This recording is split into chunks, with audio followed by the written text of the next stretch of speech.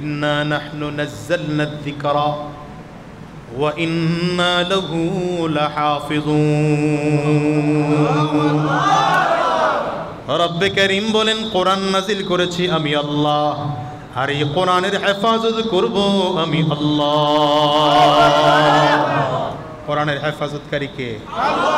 আঙ্গুলটা উঁচা করে চিল্লায়া জোরে। হ্যাঁ, এখন অনেকে মনে মনে চিন্তা করবেন, কোরআনের হেফাজতকারী যেহেতু আল্লাহ, আমাদের আর কোনো কাজ বাজ নাই, আমরা খাবো আর ঘুমাবো। কি বলেন? হ্যাঁ, এই প্রশ্নের উত্তর বুঝতে হলে আমাকে একটা উত্তর দিতে হবে আপনাদের। রিজিকের মালিক কে? কোনো সন্দেহ আছে? চাকরি করেন কেন? হ্যাঁ, বলেন বলেন বলেন। মাধ্যম। রিজিকের মালিক কে?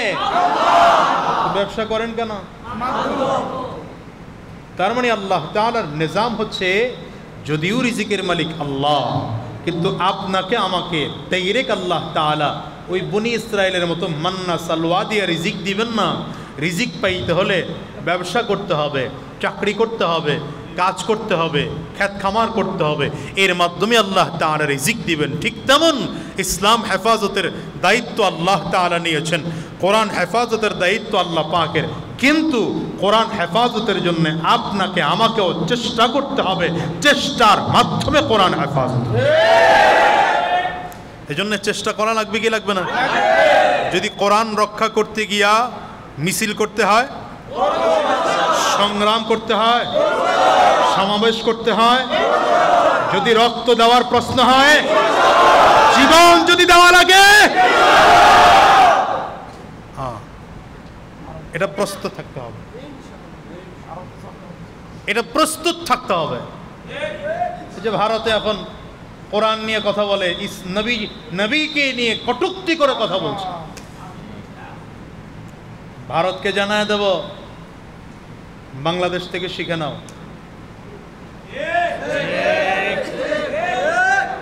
যদি তাতেও শিক্ষা না হয়, 3 আগস্ট, 4 আগস্ট, 5 আগস্টের গণভবনের ভিডিওটা দেখে নিও।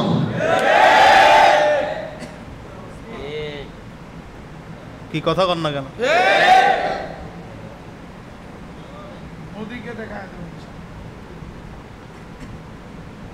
মশার কামড় দিয়ে যেন আল্লাহ কারে মারছিল? নামই তো জানেন না, দেখা যায় কারে মশার কামড় দিয়ে মারছে কেন জানেন? এর কারণ হলো নমরুদ। এত কথা লম্বা হয়ে যেতেছে।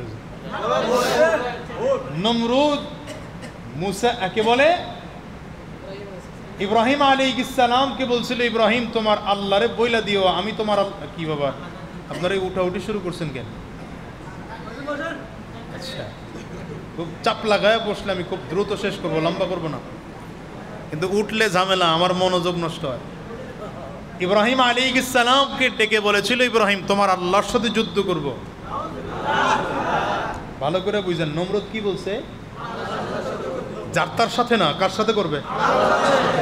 এই জন্য আল্লাহ ওরে মশা দিয়া মারছে, সব থেকে ছোট্ট প্রাণী দিয়া মারছেন আল্লাহ, যে তুই আমার সাথে যুদ্ধ করবি, আগে মশার লগে বুঝে পড়ায়। এই জালিম নিজেকে এত ক্ষমতাবান মনে করেছিল, বাংলাদেশের হেফাজতে ইসলামকে রাতের অন্ধকারে ডলা দিয়ে মেরেছে আর ঢাকা থেকে বের করে দিয়েছে। বলেছিল আমরা খুব শক্তিশালী। বিএনপি রাজপথে নেমেছে, মেরে শেষ করে বলে আমরা শক্তিশালী। জামাত মাঠে নামছে, বলে মেরে দিয়ে আমরা শক্তিশালী। চরমনাই নামছে, মেরে দিয়ে বলে আমরা শক্তিশালী। আল্লাহ বলেন ঠিক আছে, তোর যেহেতু এত শক্তি, ঠিক আছে আনলাম না কোনো রাজনৈতিক দল, বিএনপিও লাগবে না, জামাতও লাগবে না, চরমনাইও লাগবে না, হেফাজতও লাগবে না, পিচ্ছি পিচ্ছি পোলাপান এমন আন্দোলন করবে পলাতে বাধ্য হবে। কত বছর বয়সের বাচ্চা এরা? 20 বছর। মন্ত্রী হওয়ার বয়স হয় না, এই জন্য একটারে মন্ত্রী বানায় নাই। মন্ত্রী হইতে হইলে মানে কি বলে উপদেষ্টা, প্রধান উপদেষ্টা হতে হলে মিনিমাম 25 বছর বয়স লাগবে, একজনের হয় নাই। এই জন্য এর বানাইতেও পারে নাই, বয়স এত কম। কিন্তু আল্লাহ দেখাইছেন ছোট্ট ছোট্ট পিচ্ছি পিচ্ছি পোলাপানরা দিয়া এমন কিছু করে দিছি, বড়রা পারে নাই, ছোটরা পারছে।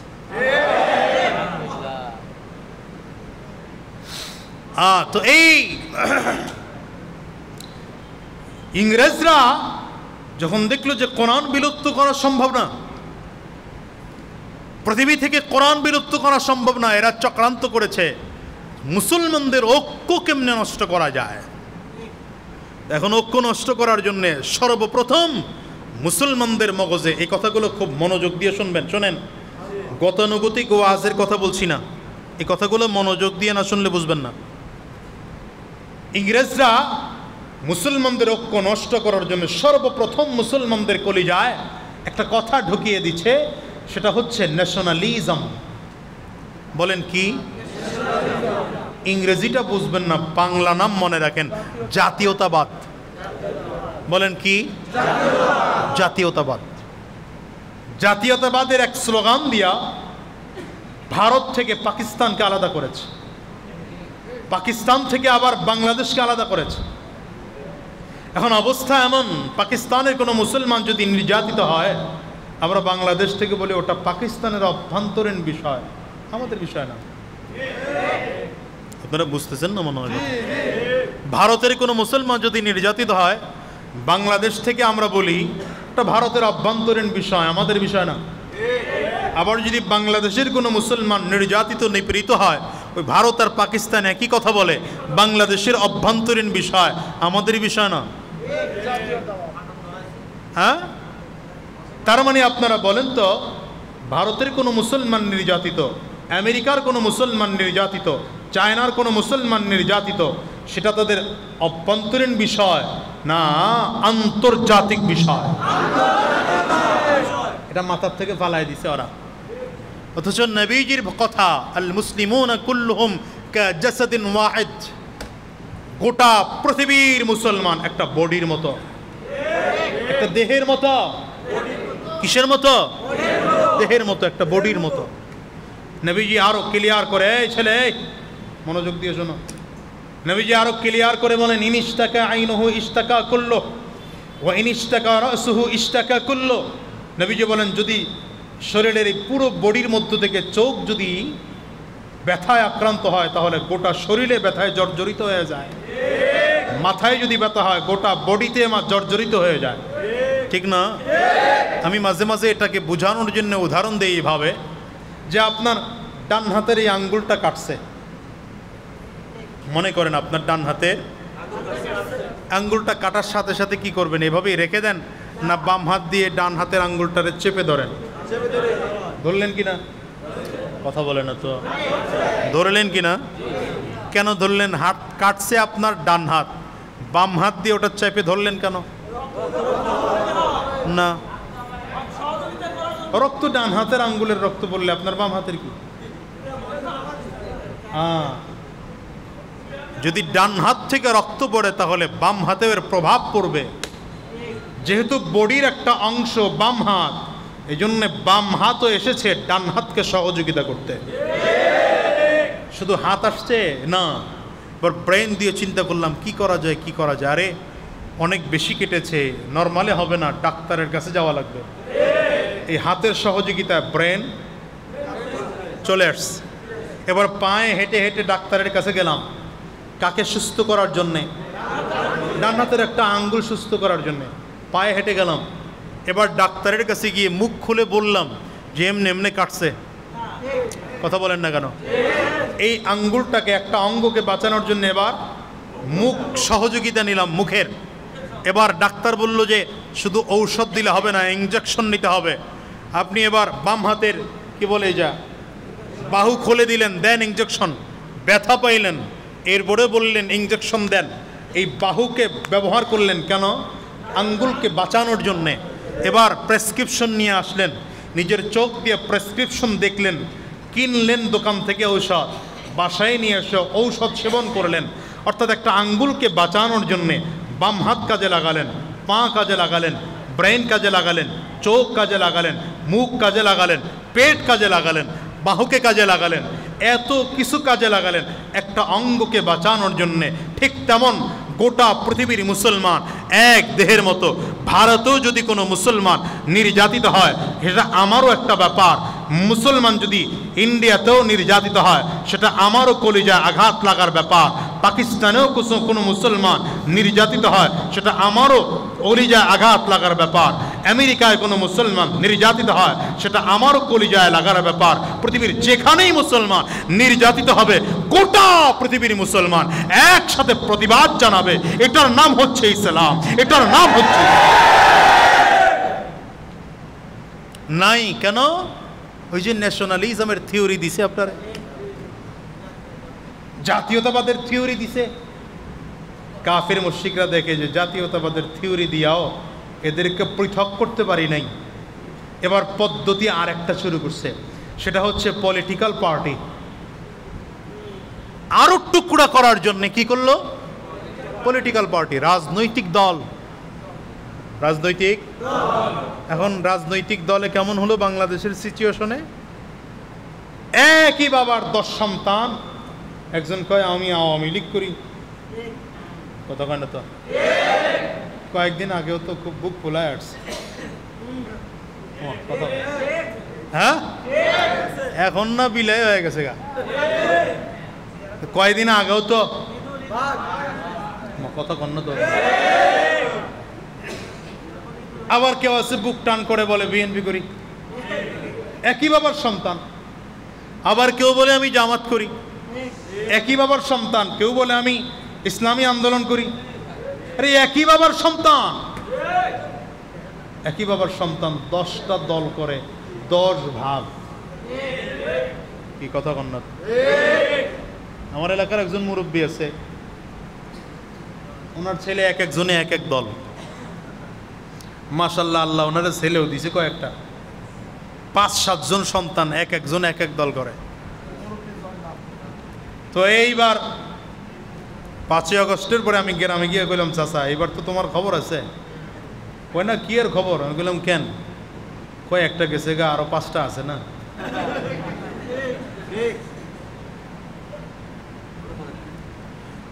একই মুসলমানের ঘর থেকে কটা দল?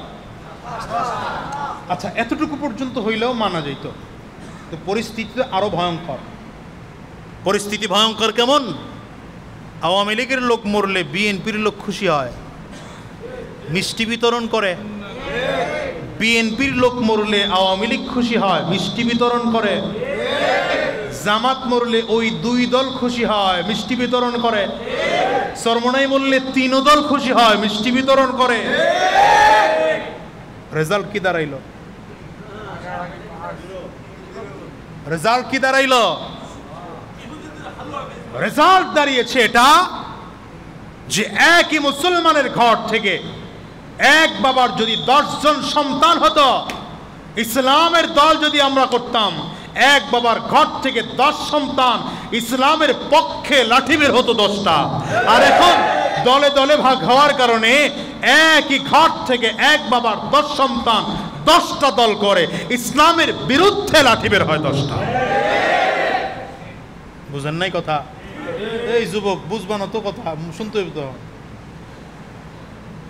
যদি ইসলামের দল করতাম তাহলে কয়টা লাঠি বের হইতো? 10টা। আর এখন কি হলো? ইসলামের বিপক্ষে লাঠি বের হয় 10টা। ওদের মারতে আশা লাগতেছে না, এখন আমরাই মারতেছি। কি কথা কয় না? বিএনপিকে আওয়ামী লীগ মার, আওয়ামী লীগ কয় বিএনপি মার, 2 দল মিলে কয় জামাত মার, 3 দল মিলে কয় চরমনাই মার। কথা কন না কেন? আমি 2-3টা দল একটু বড় বড় এই জন্য নাম কইলাম, সব দলের অবস্থায়। রেজাল্ট কি দাঁড়িয়েছে বলেন?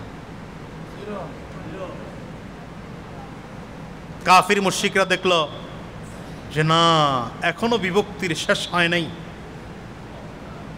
দলে দলে দলে দলে পৃথক হইলেও দল অনেক বড়, সময় মতো আবার এক হয়ে যায়। কথা কয় না তো? সময় মতো এমন একটা অবস্থা হয় যে কিসের চরমনাই, কিসের জামাত, কিসের কি, কোনো কিছুর চিহ্ন থাকে না। সময় মতো এক হয়ে যায়। শাহবাগীকে তারাও, কি কথা কন না তো? সময় মতো এমন হয়ে যায় দল টলার কিছুই থাকে না, 5ই আগস্ট সবাই এক, স্বৈরাচার তাড়াও। এজন্য ওরা নতুন আরেক স্লোগান শুরু করেছে। কি স্লোগান? বলে মঞ্চে, স্টেজে, মাহফিলের স্টেজে মারামারি করার না। এই জন্য দেখেন না, এই যে মাহফিলের সিজন শুরু হইলে বিতর্ক আমাদের দেশে বাড়ে বেশি। এটা আপনি মনে করেন না খুব সহজ কিছু, এটা কাফির মুশরিকদের সূক্ষ্ম ষড়যন্ত্র আর চক্রান্ত। মাহফিলের সিজন শুরু হইলে যে কি বলে, হ্যাঁ এই ইউটিউবওয়ালারা জানাইছ, খেয়াল রেখো, কাইটা কুইটা আবার এই কথাটাই দিবা যারা ভেজাল লাগে, ঠিক না? আলোচনা করছি 1 ঘন্টা সোয়া ঘন্টার, আরে ভাই সোয়া ঘন্টার আলোচনা না দিয়া ওই যেই কথাটুকুতে ঝামেলা হয় ওইটারই কেটে সুন্দর করে দিছি। হ্যাঁ, এটাতে লাভ কি? এটাতে লাভ হলো ইউটিউবওয়ালার ভিউ বেড়েছে, তার কিছু ইনকাম হইছে, আর আমার তো বাস ঢুকছে। কথা বল না। এই মাহফিলে ঝামেলা তৈরি করার জন্যে আমাদের মতোই একদল টুপিওয়ালা, আমাদের মতোই একদল জুব্বাওয়ালা বানাইয়া মাহফিলের স্টেজে ছেড়ে দিয়ে নতুন নতুন ফতুয়া দেওয়ানো শুরু করেছে। এই ফতুয়ার একদল ঐতিহাসিক ফতুয়া হলো, একদল বলে নবী নূরের তৈরি, একদল বলে নবী মাটির তৈরি, একদল বলে খাড়ায়া বড়, আর একদল কয় বয়া বড়। কথা কন না? আমি একটা দিয়ে উদাহরণ দিলাম, আর কি এরকম বহু আছে। আচ্ছা, আমি আপনাকে একটা সহজ কথা বলি, নবী নূরের তৈরি না মাটির তৈরি? এটা আমি জিগাই নাই তো আপনার করে, নবীর নূরের তৈরি না মাটির তৈরি, এটা জানার বেশি দরকার না নবীর নামাজ কেমন সেটা জানা বেশি দরকার? বুঝা বলতেছেন না? না বুঝা? হ্যাঁ, নবীজির নূরের তৈরি না মাটির তৈরি এটা জানা বেশি দরকার না নবীজির লেনদেন, আচার ব্যবহার, কথাবার্তা কেমন ছিল সেটা জানা বেশি দরকার? আপনি কোনটা জানতেছেন? মাহফিলে তো নামাজের আলোচনা কই হয় না? নবীজির সিরাত নিয়ে তো কথা হয় না, নবীজির ব্যবসায়ী জীবন নিয়ে তো কথা হয় না, নবীজির মাক্কি জীবন নিয়ে তো কথা বলেন না, মাদানী জিন্দিগি নিয়ে তো কথা বলেন না, নবীজি তো উহুদের ময়দানে গিয়েছে কথা বলেন না, দন্দন মোবারক শহীদ করেছেন কথা বলেন না? এলিয়া নবীজির কি বলে কপালের মধ্যে লোহার টুপি ভেঙে লোহার টুকরা ঢুকে গিয়েছে, এই কথা তো বলেন না বয়ানে? আপনি শুরু করলেন এইসব নবী নূর তৈরি না মাটির তৈরি? কথা কন না কেন?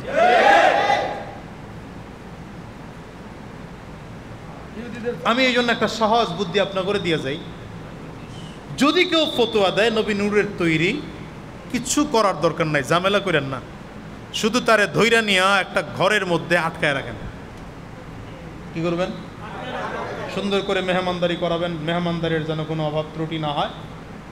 কিছুদিন পরে আশেপাশের কোনো আরেক হুজুর যদি এসে বলে নবী মাটির তৈরি, তারেও নিয়ে রুমে ঢুকাবেন।